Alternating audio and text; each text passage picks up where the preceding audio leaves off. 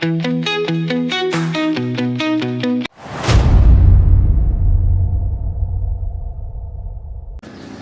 meron tayo rito customer na Toyota Hi-Ace Grandia. So kakabitan natin. Shoutout muna kayo. Manawagan na kayo. So kakabitan to natin ng busina Bosch Europa, dalawang set. At ginawa na yung bracket. Papakita na yung oil. Okay, Pogi, tapat ko na. Napakainit. So pagka Bosch Europa, nagagawa kami ng stainless bracket na pang dalawang set kasi ito eh. Kaya ayun, nakakalimutan na. Natama rin. Nakatunog nyo rito. Dito, tapos yung Europa dito. At nakatunog nyo pa doon. So ayan. Yung ginamit namin bracket dyan, stainless na powder coat. For stainless. Tapos iba powder coat. Tapos yung harness nito, yung horn wiring, naka-ready na, kakabit sa battery, naka-relay, naka-fuse. Nakadalawang relay, nakadalawang fuse. Nasukat niya na yung busina dyan, Pogi. So, ganun kami rito, nagagawa kami ng bracket para matibay. Kasi yung Bosch Europa ay mabigat. May 4 na Bosch Europa kakabit dyan. Gagawin natin dito, plug and play lang. No cutting, no splicing, no electrical tape, no drilling. Ayan, ang haba ng sakyan na siya, hindi magkasya. So kakabit na yung busina nito, itatap na lang, isasaksak na lang yung wire sa busina, tapos sa bumper, ready na. Ayan. Papakita natin na ikabit na yung busina, yung 4 na busina o dalawang set ng Bosch Europa.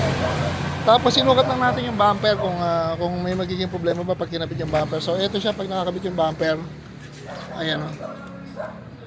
Kung may nakikita yung mga Hi-Ace Grandia na may Europa, siguro iba yung kabit nila. Kasi pwede nung kabitan dito, kaya lang hindi siya gagamit ng matibay na bracket. So ito, naka-bracket, pat! Bubusinahin mo na pala. Ayun.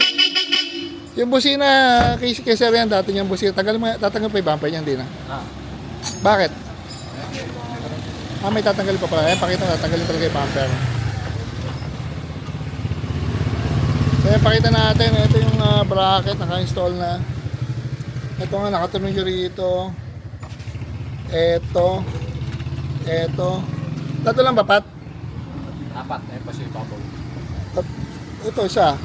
Ito pa isa, dalawa. Sa ibabaw. Tatlo sa ilalim, isa sa ibabaw, 4. Kasi ito na yung tsura niya. Ito yan o. Tingnan nyo. Ayan o. So yan, okay na tayo sa Bosch Europa. Pati sa horn bracket, kakabit na lang yung bumper. Yung wiring okay na. Yan, kung may gusto kong pakabitan ng Europa, pagka mga car casya naman, gagawa natin ng heavy duty bracket yan, ng horn bracket para makikabit na maganda. Yan, ayaw pa video ni Sir eh. So, doon na tayo. Motor kotse, nagkakabit tayo ng busina. Pati mga fog light, pag gusto nyo magpakabit, mga MDL, gagawin yung fog light. Nag-i-install din kami noon. Siyempre, pag dito gumawa, dito namin ginawa, no cutting, no splicing, no electrical tape, sa no drilling, yan.